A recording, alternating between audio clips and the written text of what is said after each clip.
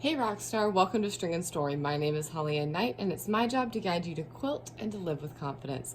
Today we're going to talk about tri-rex units, also known as triangles in a square. If I take my rulers here, you can get an idea of the shape I'm talking about. We have a nearly equilateral triangle fitted with two isosceles triangles that'll go on either side in order to put this triangle inside a square. All right, now there's a few different ways that you can cut these out. You can do them without specialty rulers, you can do them with these specialty rulers, or you could cut them out on your AccuQuilt. Using these tri-rex rulers is the most common way I know in order to be able to cut tri-rex units in a variety of sizes. All right, and if you don't have these rulers yet, I do highly recommend adding them to your repertoire. All right, let's get started.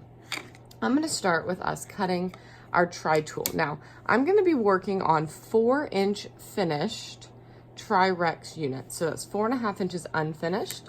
So I have here a 4.5-inch strip. I fold it in half because it's easier to cut two at once, all right?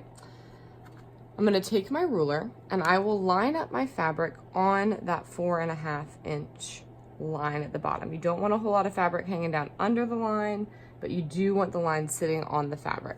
And bring it over into this corner as far as you can to minimize the waste over on this side as we get started. The top of your ruler will be lined up at the top of your fabric. Now we're going to make two cuts, one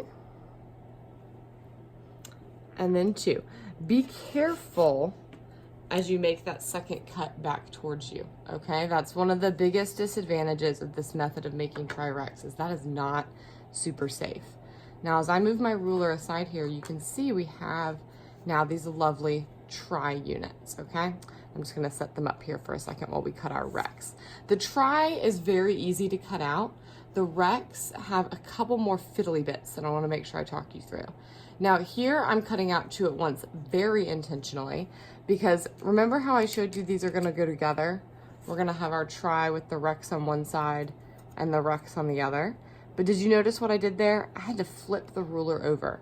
That means that these two units are mirror images of each other. And the easiest way to cut them that way is to use our fabric right sides together. Now I'm working with a solid here. There's not a right and a wrong side. That's to my advantage. It's a little more forgiving. But you would want to make sure that you have your fabric right sides together as you get started, all right? Now again, I'm gonna line up my fabric on that 4.5-inch line, make sure the edge of my ruler is on the edge of my fabric. And this is one cut, and then this little notch. The notch is very important, and be careful there as you do that. I don't know if you saw, it's easy for your ruler to slip as you cut it, so be careful with your fingers, okay? So I now have two mirror image rex units, all right? Now, if we were continuing to cut either one of these units, we would move our ruler and flip it around, right? So we would just simply work our way across the strip of fabric with both the rex and the tri, all right? Let me show you how these guys go together now that we've got them cut out. We take one tri unit. I'm gonna hit this with an iron real quick since it has a curly corner. And lay it down, and then put my two rex units on either side, all right? I pick up my tri and then my rex, and that notch comes in handy because we line up the edges of the fabric and the notch, okay? So notice how that little orange corner, that little dog ear sticks out, okay? And then at this end, our rex unit makes a little dog ear. All right, it's important that you leave those dog ears and have it lined up that way, or your tri-rex unit will not come out square. All right, feed this through with a scant 1/4-inch seam, which don't overstress the scantness of that, but you know, just for what that's worth. Oh, and my snips have run away. Excuse me, guys. Grab another pair here.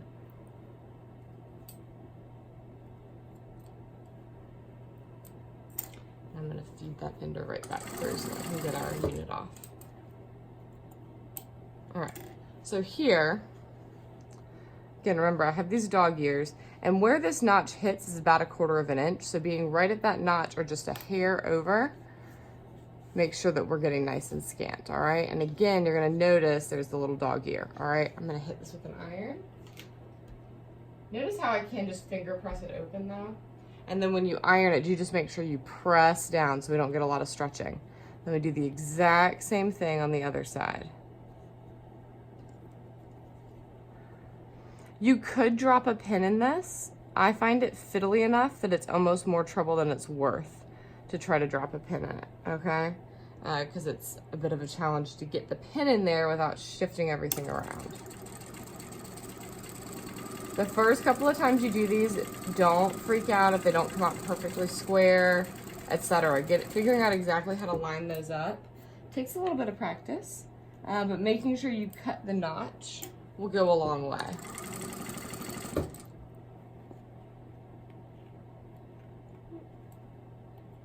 Come on, little Fred. There we go. And there we have it. Let me hit it with an iron so you can see how pretty she is. This is very important, all right? This is my 1/4 inch seam allowance up here for when I'm sewing this together. And right here, you'll see your 1/4 inch seam allowance for your side. And then of course the bottom as well, all right? So having this little space up here is very important, as well as here on the sides.